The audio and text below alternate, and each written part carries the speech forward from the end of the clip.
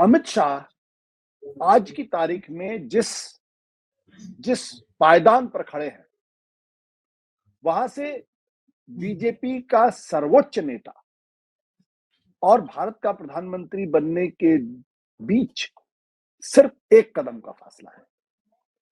Party के अंदर अमित शाह बहुत पावरफुल है। पॉपुलर तो मैं नहीं कहूंगा, बहुत पावरफुल है।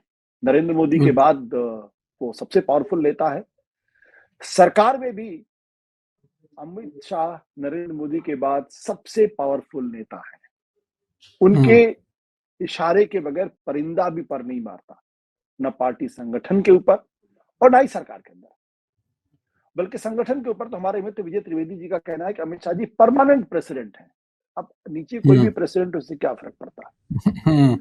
जब आप सत्ता के शीर्ष पर इतने करीब पहुंच जाते हैं तो आपकी महत्वाकांक्षाएं और बढ़ जाती हैं। ऐसा इतिहास में स्पष्ट है। प्रधानमंत्री बनने की दिशा में एक कदम की दूरी बची है।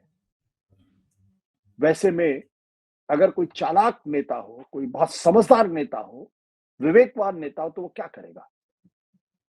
वो कोशिश यही करेगा कि वो जो एक कदम का फासला है उसको अगले बड़े कदम में तब्दील किया जाए और उसकी तैयारी अभी से कर ली जाए, ताकि उनके बराबर कोई दूसरा नेता उतने करीब ना आ पाए। यानी अमित शाह के बराबर कोई नेता उनके करीब ना आ पाए और साथ ही साथ भविष्य में ऐसा कोई नेता न खड़ा हो पाए जो उस एक कदम को बढ़ाने की दिशा में किसी तरीके की अड़ंगा रोक लगाने की कोशिश करें।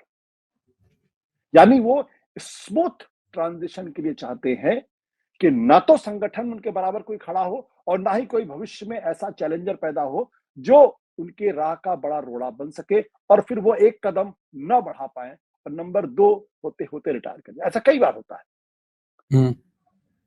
अब आप देखिए, पिछले कम से कम कई सालों में मैं एक ट्रेंड को बड़ी गंभीरता के साथ देख रहा हूं कि जो जितने अटल बिहारी वाजपेयी के युग के जो बड़े नेता थे, चाहे वो सुधा राजे सिंधिया हो, शिवराज सिंह चौहान हो, येदियुरप्पा हो, रमन सिंह हो, तमाम बड़े नेता, बिहार के अंदर सुशील मोदी हो, इन सभी नेताओं को धीरे धीरे धीरे धीरे धीरे करके या तो न्यूट्रलाइज कर दिया गया या फिर उनको हाशिए पर डाल दिया गया या उनकी पॉलिटिक्स को पूरी तरीके से खत्म करने की कोशिश की गई।